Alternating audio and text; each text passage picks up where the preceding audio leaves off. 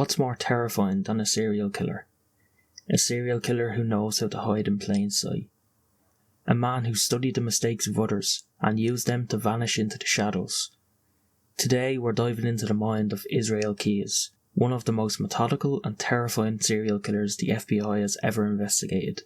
Israel Keyes was born in Utah in 1978, raised in a fundamentalist household, and spent much of his youth in isolation. But by his teens, he was already fascinated with death, reading books on serial killers and plotting crimes before he even knew what he was capable of. He wasn't just disturbed, he was strategic. Keyes didn't kill impulsively. He planned for years, burying kill kits across the country, buckets filled with weapons, cash and supplies, waiting for the perfect victim to cross his path. Keyes didn't have a type, no pattern, no geographic consistency. That made him almost impossible to profile. He travelled thousands of miles to avoid detection. He'd fly to one city, rent a car, drive hundreds of miles, kill at random, and then vanish. He even avoided using credit cards or phones during his crimes, until the end.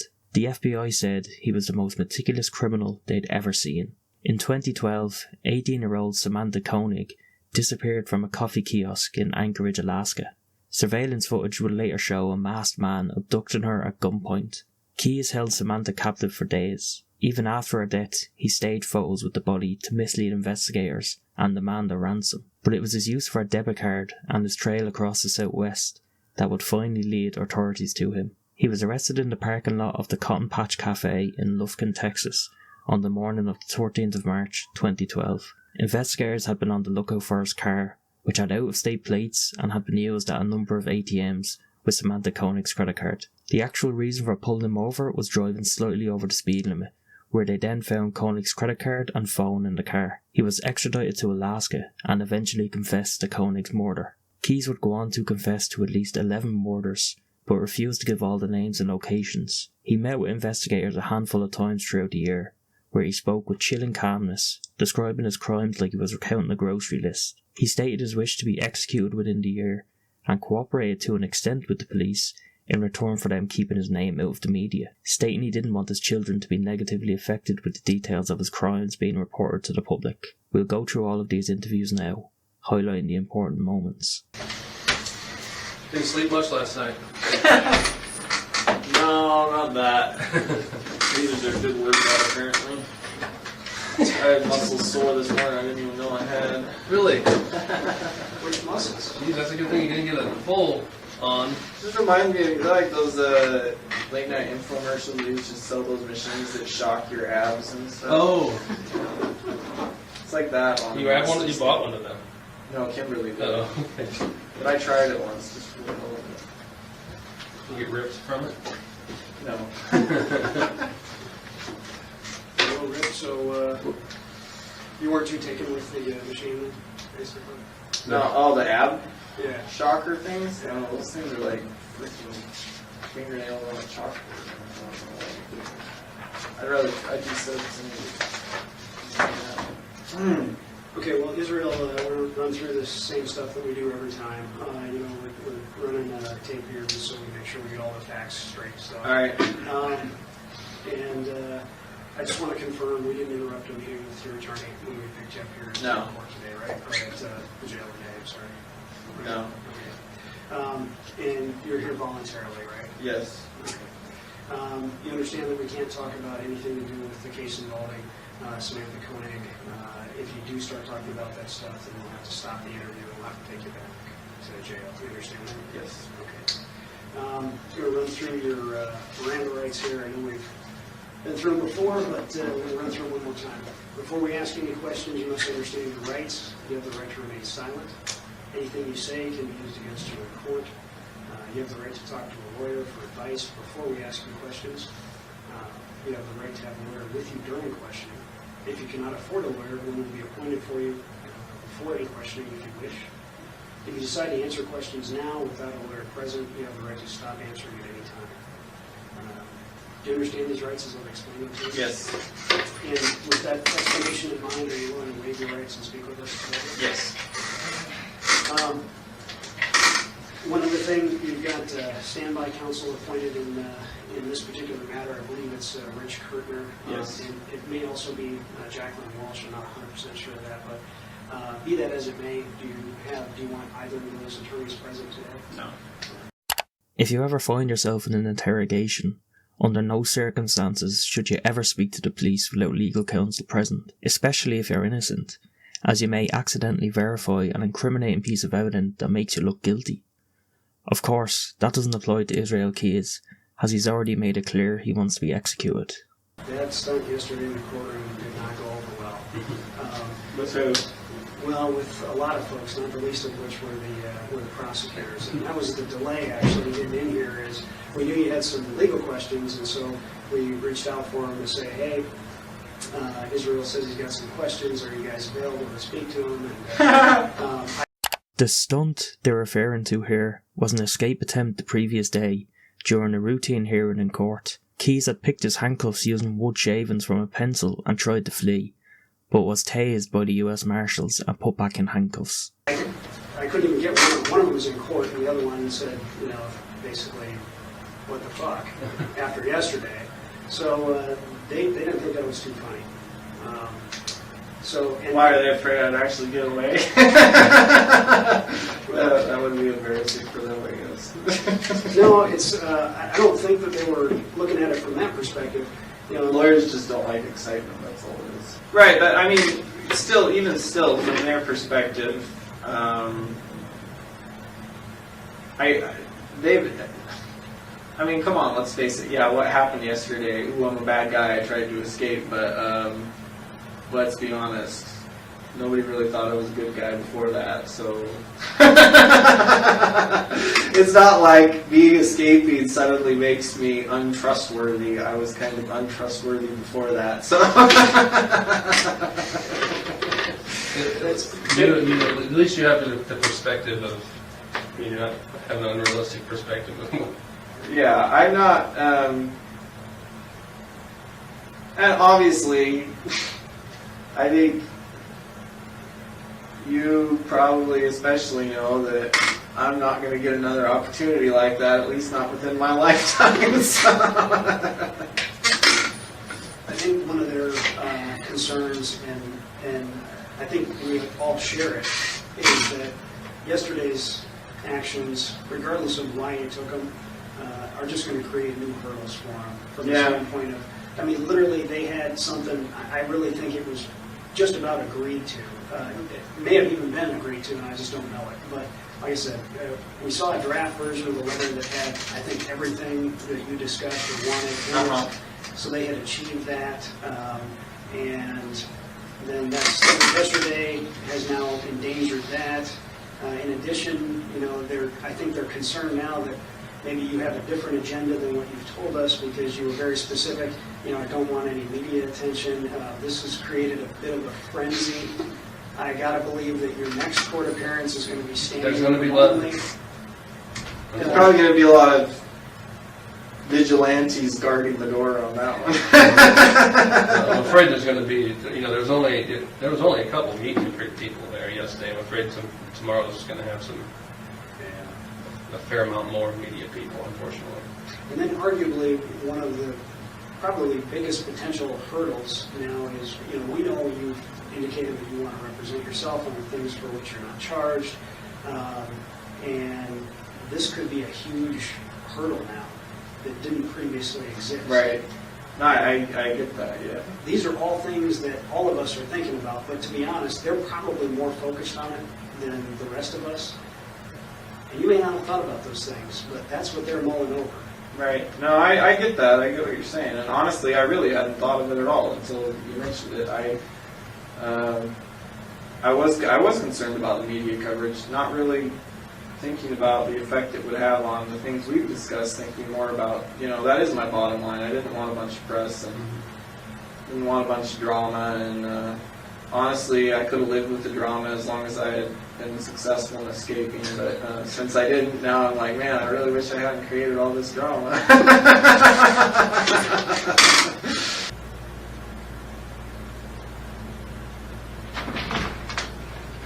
One of the lawyers got you this. Lawyers.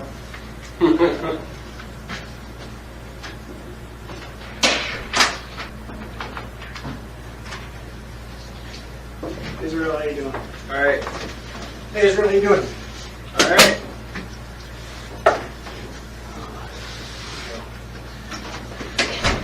Elvis is back east in some meetings Oh, this okay. week, but I figured it'd be a good opportunity to sort of update you on some of the developments in Vermont. Yeah. Okay, they're gonna go through their usual advisement. I'll be first. All right. As you know, we're recording for this year, so we got the stuff on. I just want to confirm some of the stuff that we talked about at the jail. We didn't interrupt the meeting with your attorneys when we arrived there today, did we? No. And it's your choice to come here, as always, and you're here voluntarily, is that correct? Yes. And you understand we can't talk about anything that has to do with Samantha Koenig. If we do, or if you start talking about that, we'll have to stop the interview and transport you back to jail. You understand that, right? Yes. I'm going to run through your Miranda rights here real quick. I know we've been through these quite a few times, but we'll run through them again. Before we ask any questions, you must understand your rights. You have the right to remain silent. Anything you say can be used against you in court. You have the right to talk to a lawyer for advice before we ask you questions. You have the right to have a lawyer with you during questioning. If you cannot afford a lawyer, one will be appointed for you before any questioning if you wish. If you decide to answer questions now without a lawyer present, you have the right to stop answering questions at any time. Do you understand these rights as I've explained them to you? Yes. Okay. And with this advisement in mind, are you willing to waive your rights and speak with us today? Yes. As you know, you've got standby counsel that's been appointed in this matter. I believe it's Rich Kirtner and Jacqueline Walsh. Do you have any desire to have either one of them present today? No. Obviously, because we've been telling them you didn't want publicity, you wanted to kind of keep Right. a low profile. The incident last Wednesday kind of complicated things for us because then they were basically wondering, well, does he want no publicity, or it sounds like he does. So that was their perspective on things. So I spent some time chatting with Mary Morrissey, and she's the prosecutor here, and she copies the Essex police chief and the other detective on the case too, on the Courier case. But basically, their request in the email is, they certainly may have other questions about the Courier case. Okay.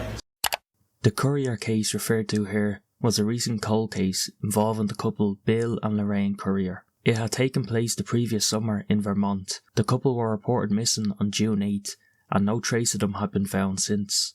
Hoping to strike a deal with the prosecutors in exchange for the death penalty and little media attention, Keyes confessed to killing the couple and disposing of their bodies. He had been travelling through a few states at the time, eventually stopping at a hotel. That evening, he checked out and travelled on foot to one of his caches, where he retrieved a few weapons, zip ties and rope. The following is Keyes' recount of the incident, so take it with as much truth as it will. He broke into the Courier house and tied the couple up, then threw both of them in the car and drove off. The couple begged for their life, and Keyes assured them that he was just kidnapping them so he could collect a ransom. Around 4 AM, Keyes pulled up to an abandoned farmhouse off Route 15. He had scouted the farmhouse out earlier to make sure no one was in the area. He took Bill into the house first and tied him to a chair, then went back out for Lorraine. He found her out of the car making a run for it, but she wasn't fast enough. He dragged her into the house and tied her to a bed upstairs, then went back to the basement where Bill was tied up. Bill had gotten partway free, breaking some of the chair he was tied to. Keyes became very angry, later stating that he had the whole thing planned out in his head,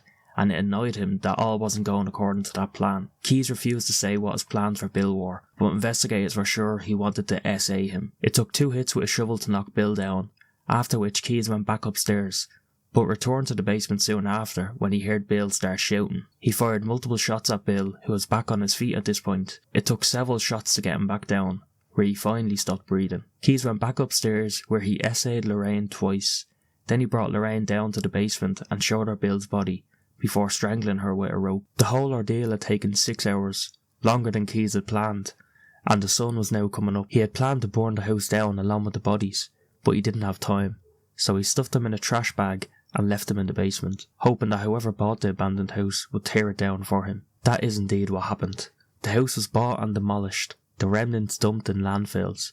Despite their best effort, police have never been able to recover the bodies to this day, and had Keyes not confessed to it, it's likely no one would have ever known what happened to them, as Keyes was meticulous with regards to leaving evidence behind, stating with pride that the police would never find any of his DNA and fingerprints. So with that horrific context explained, let's go back to the interview. So they were wondering, hey, would it be okay to conference them in?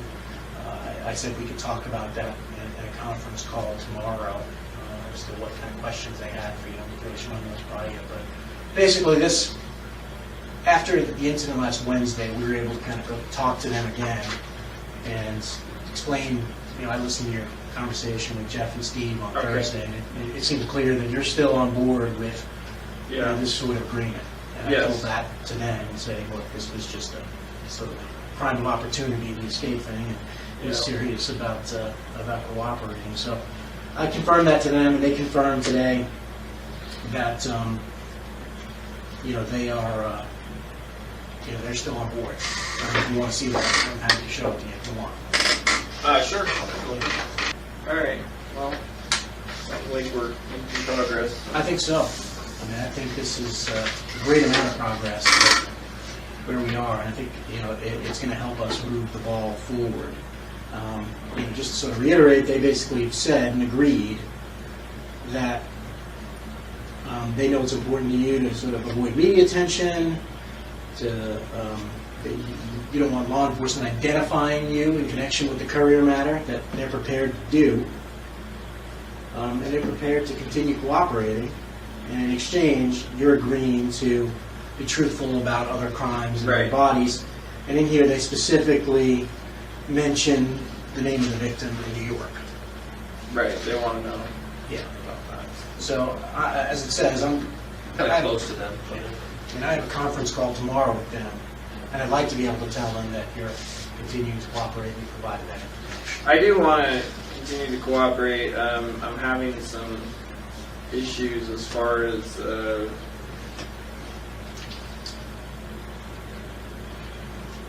this is somewhat of an unrealistic expectation on my part, but I was thinking there might be a way to disclose all this information to you, to the FBI, and to somehow ensure that we could work out some sort of agreement that, I give you all the answers on these cases, and families get closure, and you find as many of them as possible, and in return for that, I don't plan on being around a whole lot longer, but a really big concern to me is, my kid's going to be around. I don't want her to, type my name in the computer and have it pop up, I already know stuff's going to come up. I know that, but I just trying to minimize that at this point, I guess, is what I was hoping to do, and apparently it's going to be really difficult to get that assurance. So I'm trying to, figure out a way we can still do that.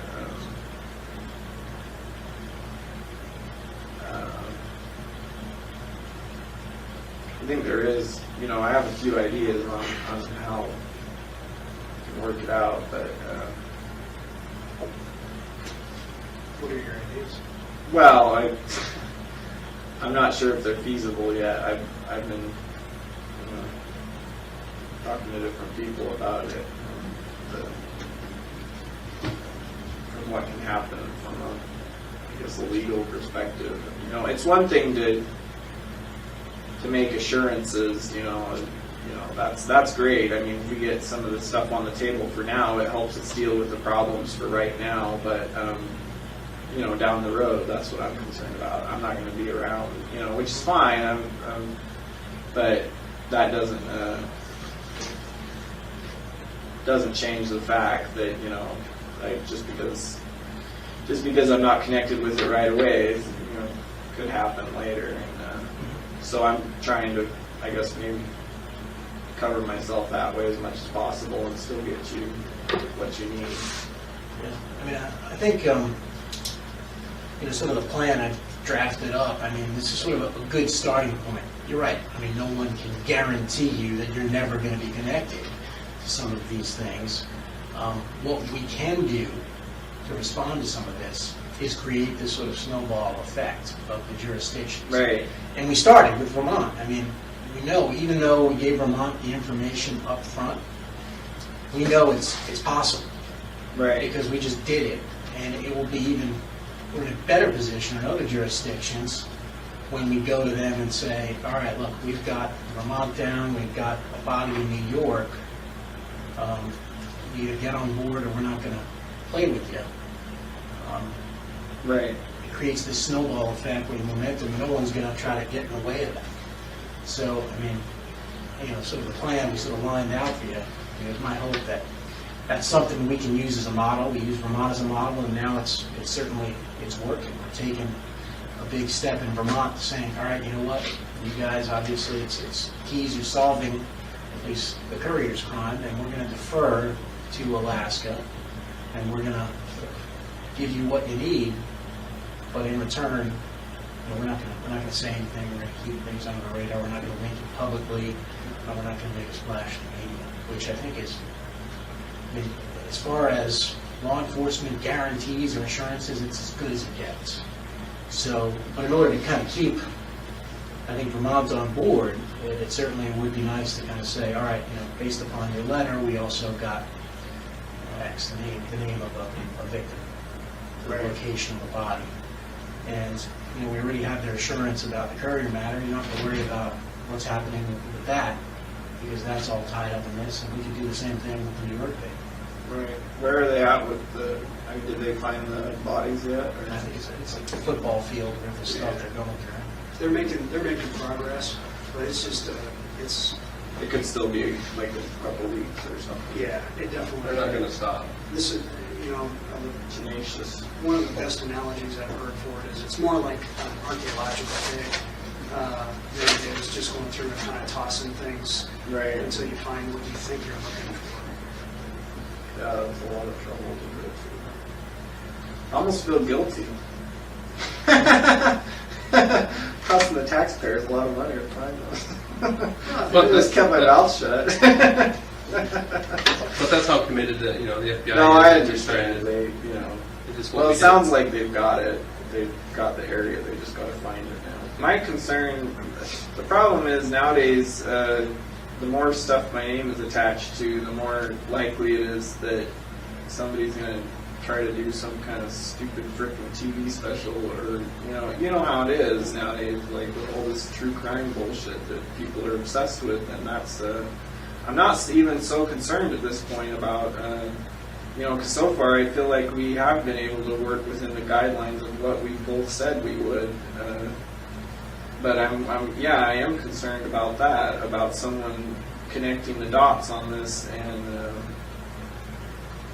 I don't know how, like, I know there's certain privacy laws, but I know that, for the most case, they're not going to apply to me. And so I know that at some point, it's pretty likely that if someone tried hard enough, they could, Not so much, because you got a couple of things sort of in our favor on this. One is an ongoing investigation.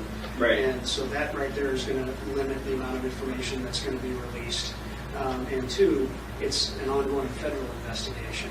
And we play by a whole different set of rules than most of the states out there. And so media outlets don't have the same ability to come in and sort of force us, if you will, to disclose information that they might be able to get away with state and local agencies. Right. Yeah, I can see that they would have more to go up against. But there's also,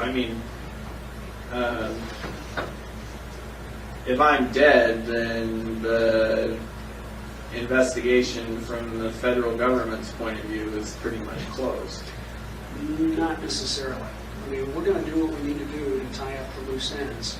And to the extent that we can do that with your assistance, like we've talked in the past, if we go at this as a team and we have the benefit of your information, it allows us to go hunting with a rifle instead of a shotgun.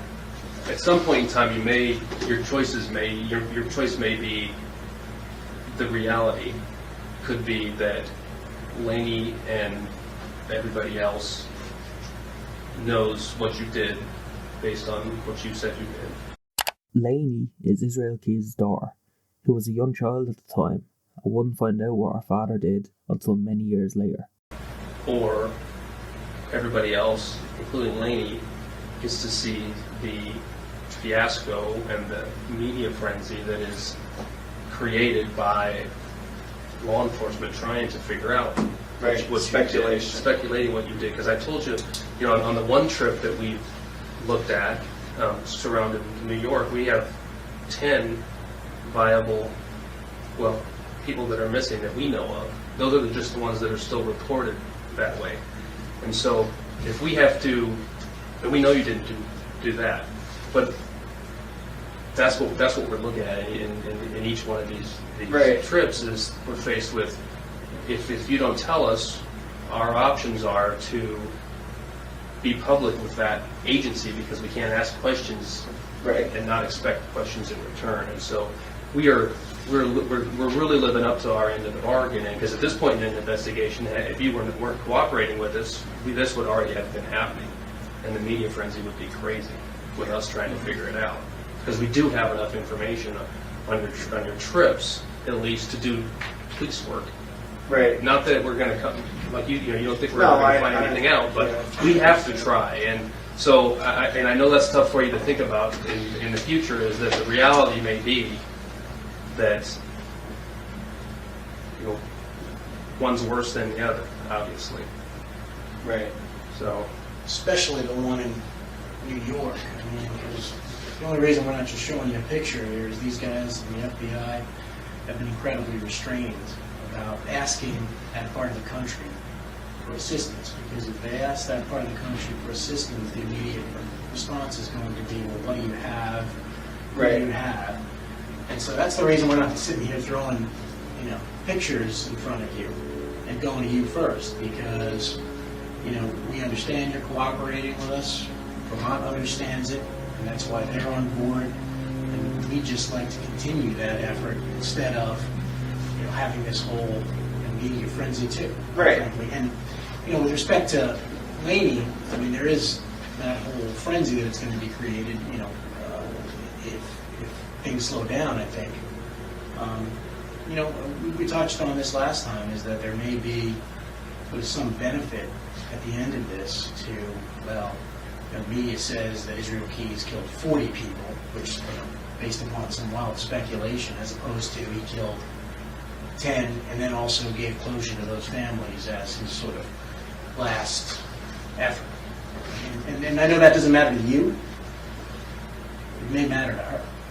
and we're always going to be bound to not talk about this, just like we are now. And I assume you're not going to be telling people details, other people that could, you know what I mean? What do you mean? Well, I mean, you do press releases all the time. Yeah, but you know that the details of this, these investigations are right here, right now, and that a lot of these details aren't going to be released.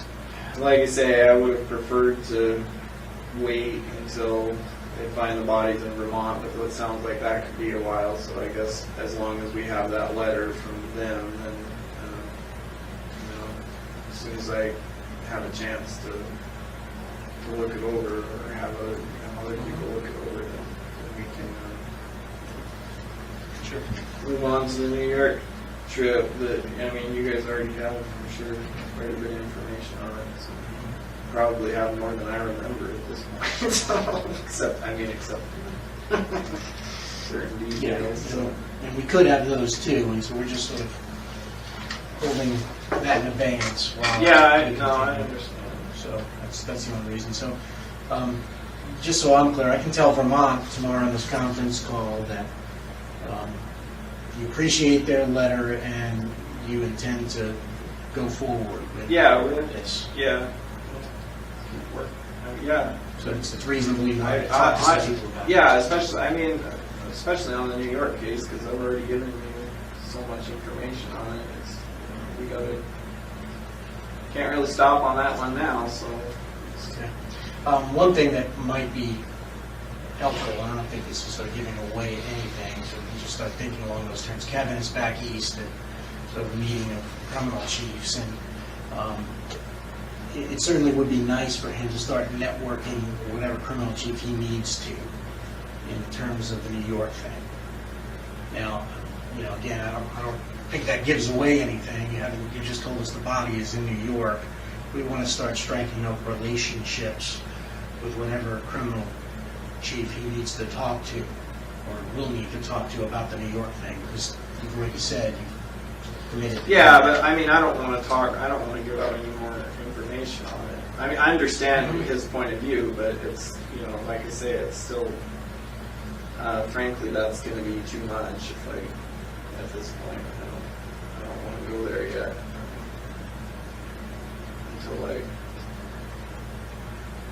Until I find out where I'm at with what we, with the new developments. So the information that I still have could come in handy if I need it.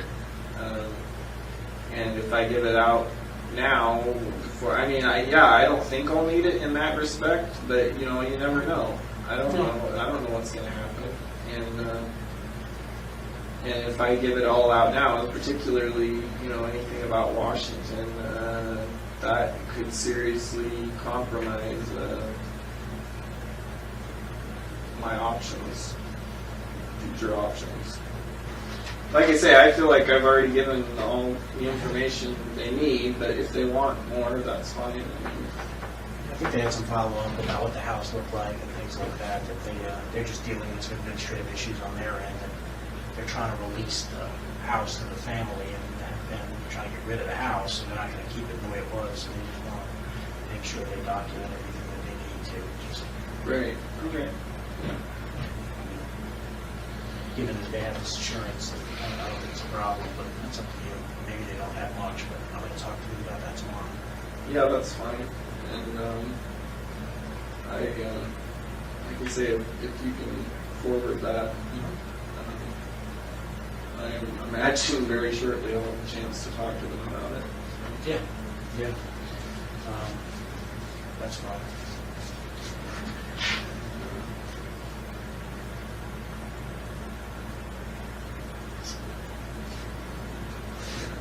And there's an issue with the U.S. Marshals, but like I said, I don't know if anything else can do about that.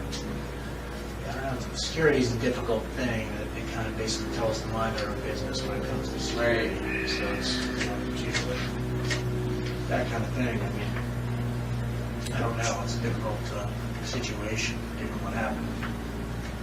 They're responsible for you in your custody, so they would look pretty foolish if you gotten too much farther. So they're probably not going to, who knows, I doubt they're going to be open to much of your suggestions, but I don't know. You're not going to take any of my suggestions?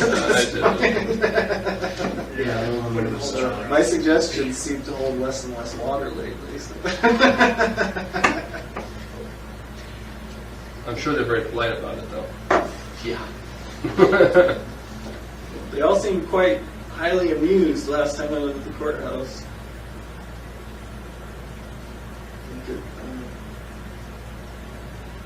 Yeah, definitely seem to have changed their protocol for the way they do things. But We livened things up a little bit, and we weren't sure exactly how to deal with this situation with Vermont, given that. yeah, So, that was not well thought out on my part. As soon as these guys mentioned that, I was like, oh shit, one more thing I didn't think of before I did that. we seem to have a basic plan, but just sort of the A to B, and then the C is sort of left out there. Yeah, well, it wasn't really like a high probability of success there in less circumstances. No, understood. Obviously, Like half a football team of U.S. Marshals between me and the doors. How we doing? All right. You need to use a head or anything like that before we start? No, I'm good. Like I say, there's certain information that I've already given you. So, so what happens with that? I've already given up control of that to a certain extent. But everything I still have, it's still within my power to decide how that information gets to you, from me to you, as a matter of speaking. Exactly, and what I'm suggesting to you is, you've got a lot of cards to play, and we respect that, but we're asking you to play one more card, and I think that's in your best interest. I'm not telling you that just because, that's what I think you want to hear. I've been using your goals all along. Well, it's not in my best interest today because there's absolutely nothing I gain from it, just more worries. But About what happens. you move the ball forward. Forward to what, though? There's no objective that I'm moving towards by giving you more information. Okay, well, when talking about the other crimes, we're using the couriers because we're investigating that. We've agreed to certain things with the couriers and we've lived up to them. Right. And so your objective of that, I think, remains the same. Keep it out of the media.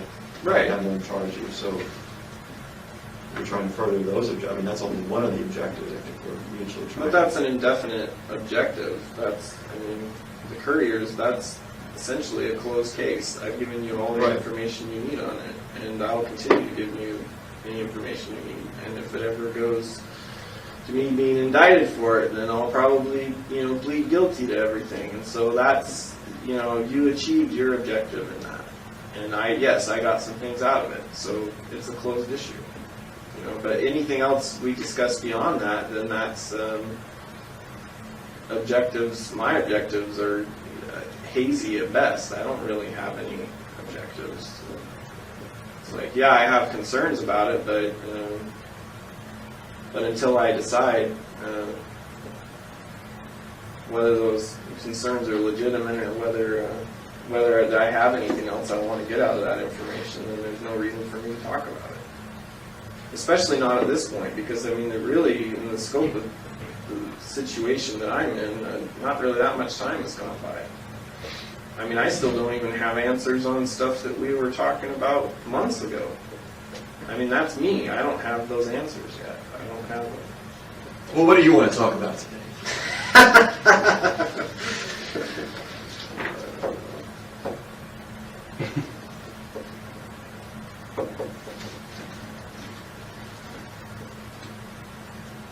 I've just been thinking that hypothetically,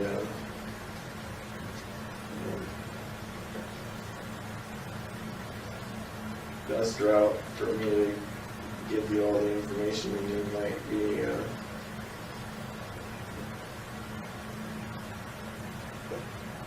kind of like a last minute kind of thing. So I'm not around for the aftermath. Well, do you think that's realistic? Do I think it's realistic? I don't know. It seems to me like that would kind of be my call, whether or not it's realistic. Well, but okay. Like I said, if Vermont goes forward, it's not going to be your call or our call. If Vermont does, and they don't have any reason to move at your pace. Yeah, I know. You know what I mean? And right now, we've been working together, so. I know. I kind of doubt Vermont is going to. Well, Play that game. I doubt they're going to. I'm telling you from even the U.S. Attorney's perspective down there, I doubt they're going to play that game that says, we're going to move forward in Vermont really quickly on the couriers, make sure that gets all wrapped up, and we're going to give him what he wants, and then but because we think at the last minute he's going to tell us everything. Yeah, I don't know. What's that?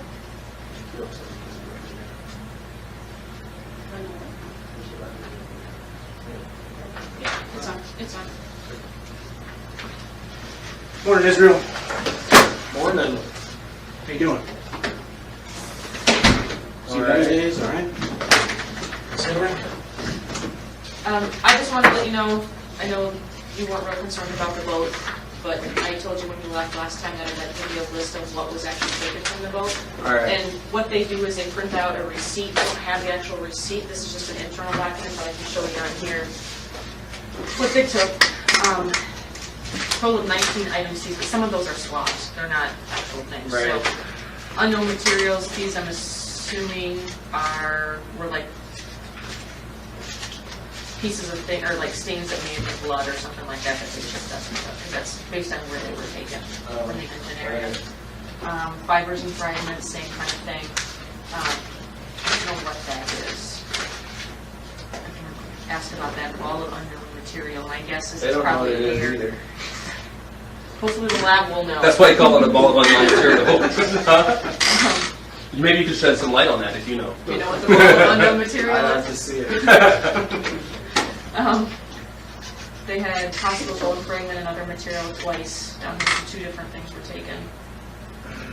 There, rope, anchors with a line, other rope, a swab, and that swab was taken from seat cushion. Screws, these were all in the back area by the carpeting, or in that area in the back by the motor. There's hair as well. More swabs, Yeah. same kind of thing. This was that piece of carpeted wood by the trim at the tip of the bilge pump as well. More rope, and they took the cable ties. I think they'd already probably had these before we had talked last time, so those were already. All right. So that's what they took, and then eventually I'll get an actual receipt paper if you want that, you can have it. Questions about any of this? Again, like I said, I can't give you legal advice, but here's my understanding of the process. In terms of the notice itself, it gets filed, all right, with the court. Right.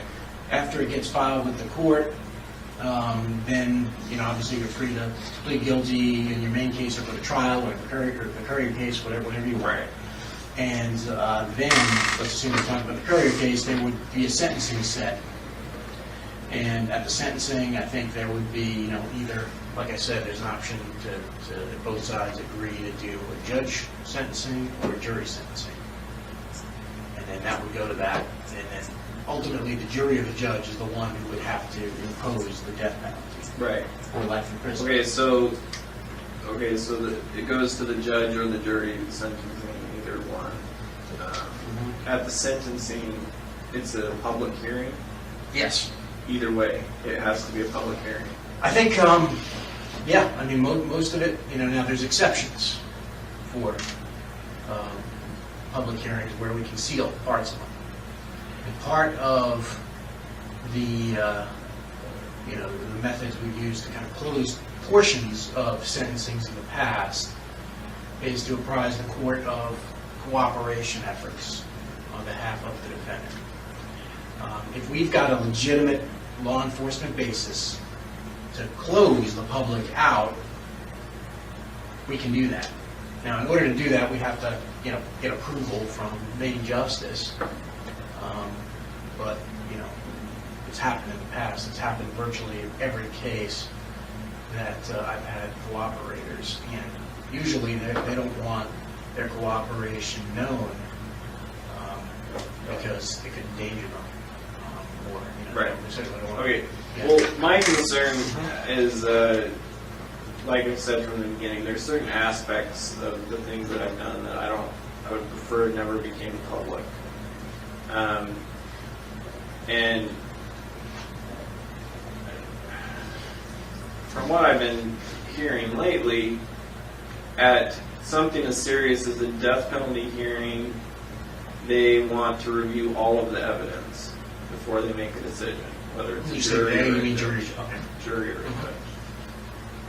And obviously, in everything we've discussed, there's a lot of that. I mean, if they're going to review all the evidence, then that's primarily going to be interviews that we've done, in which that information is going to be in that evidence.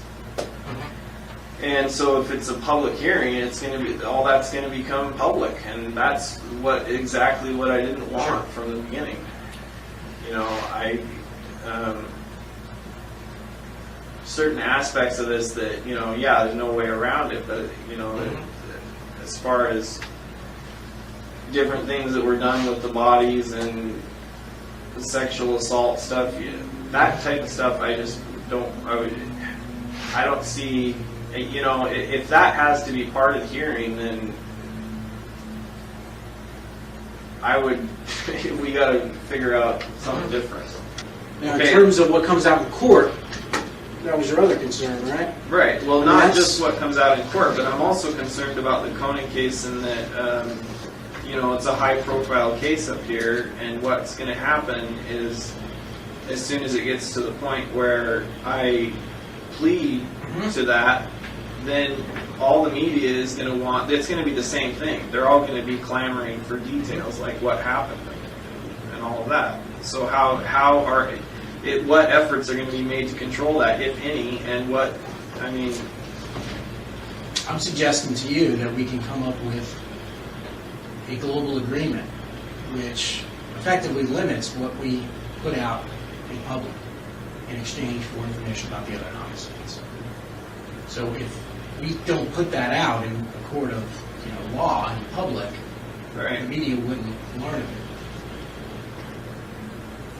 So that's my suggestion as to sort of a global thing to wrap Koenig into couriers and everything else.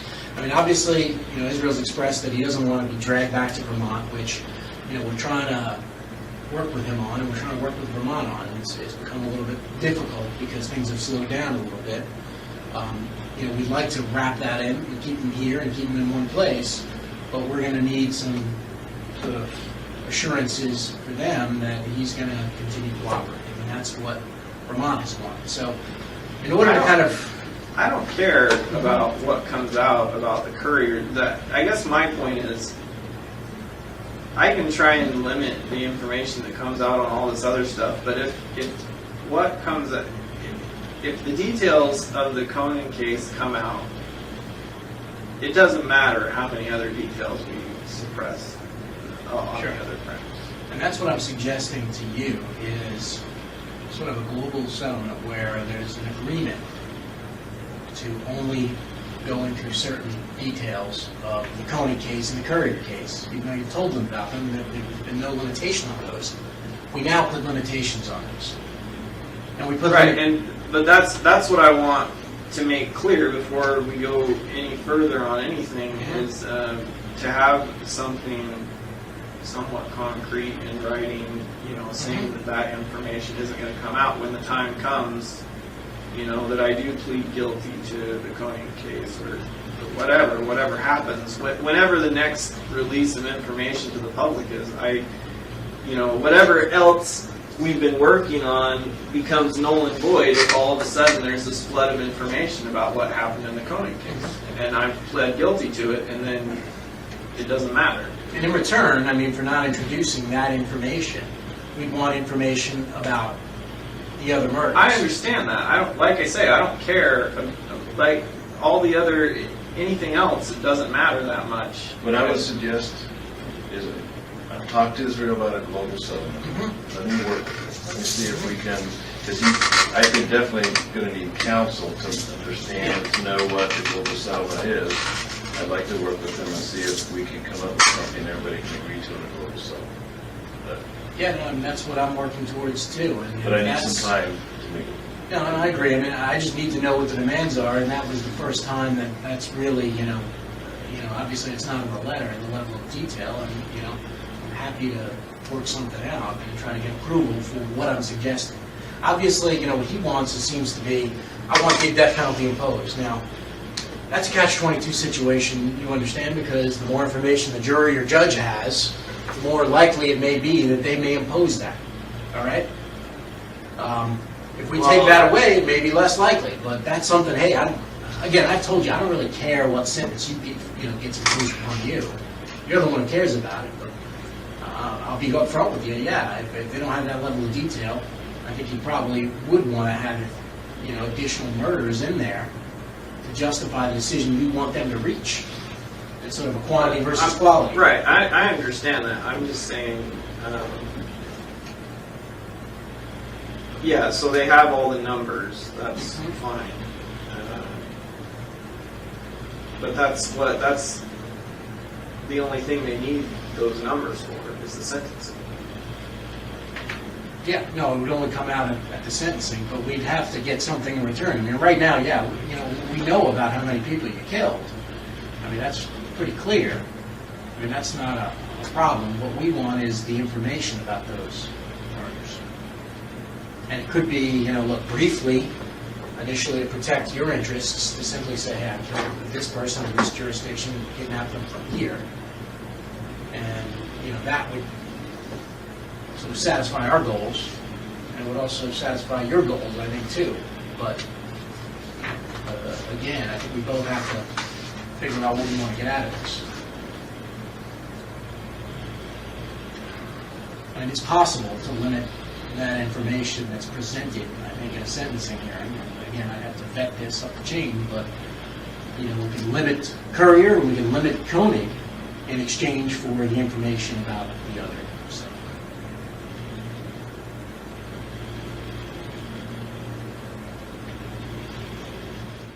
Yeah, the other ones are really old.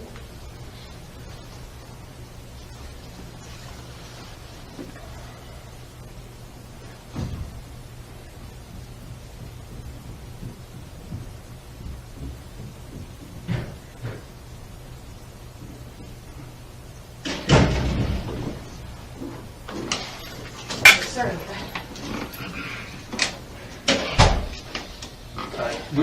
We came in, we're just going to start by advising you, giving you Miranda rights, and then We talked to someone out at the lab when we were talking about, when the time comes when you decide that you want to give additional information, so that we're prepared on what we need to do to be able to respond quickly.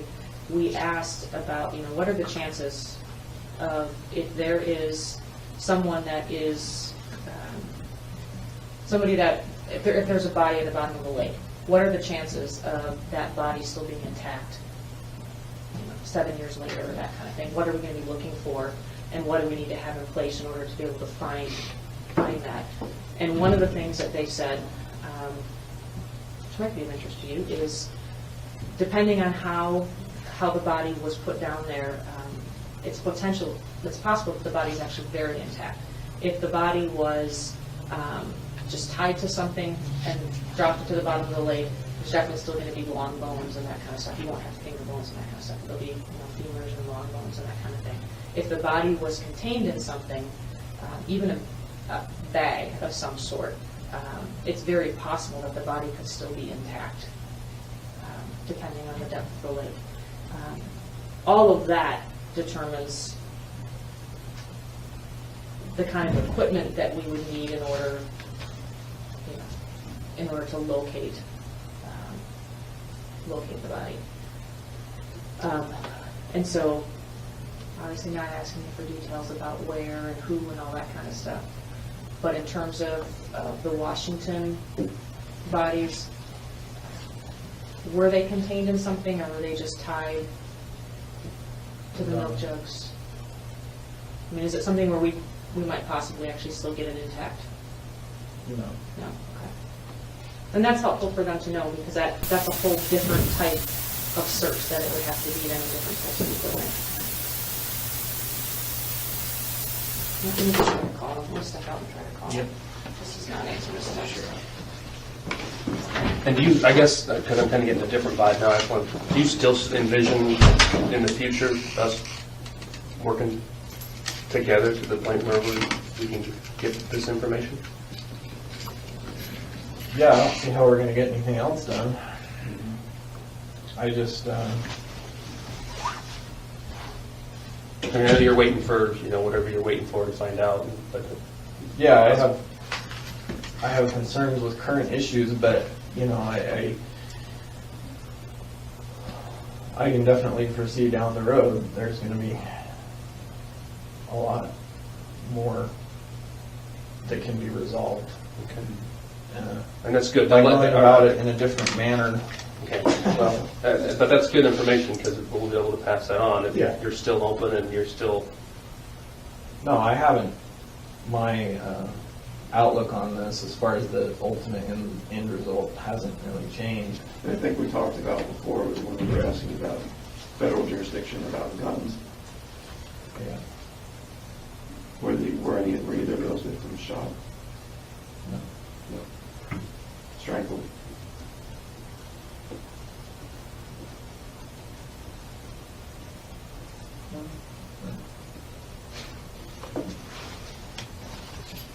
whole story eventually. Right, we're just gonna get parts so that we can move, No, the only person I ever shot was Bill Courier.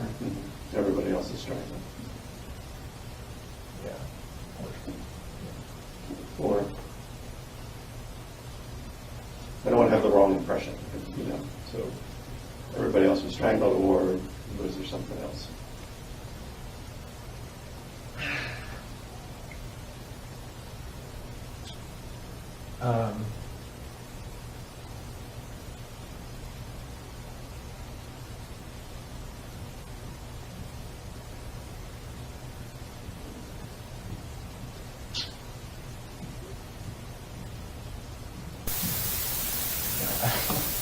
Well, one of the Washington things there was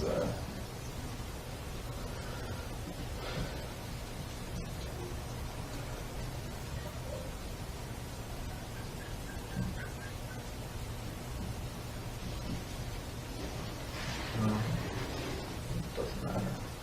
It's just no, it wasn't strangled.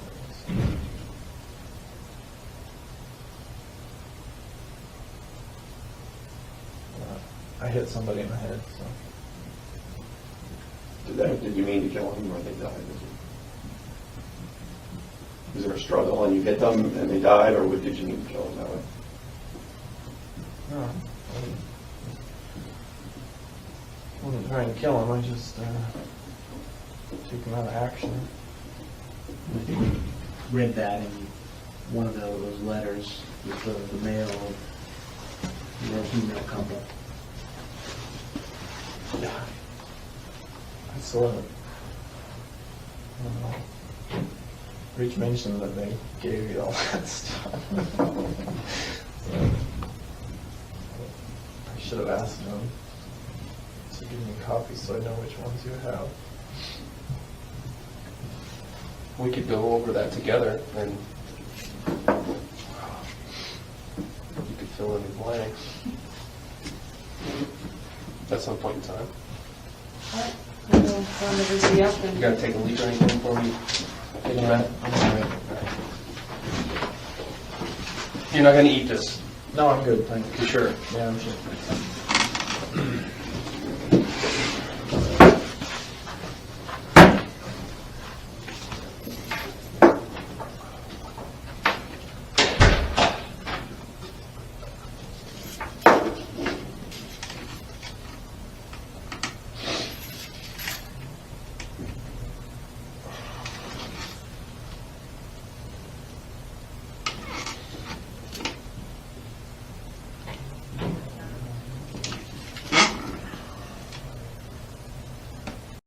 Ultimately, despite all of these interviews over many months, Israel Keyes would not give out much more information on the killings he committed, as 3 days after this final interview, on December 2nd, 2012, he took his own life in his jail cell while still awaiting trial. Police found a note under his body consisting of an ode to murder, gave no clear clues about his other victims. Years later, in 2020, the FBI released the drawings that were found in his cell at the time. There were 11 skulls and one pentagram, which had been drawn in blood and found underneath his bed. One of the drawings included the phrase, "We are one," at the bottom. The FBI believes the number of skulls corresponds to the total number of Israel's victims, and just like that, the truth died with him. The locations of his remaining victims is unknown, and may never be known. Numerous families who will never get closure for their missing loved ones. Israel Keyes did not want to be remembered, but we remember him not for who he was, but for what he reveals.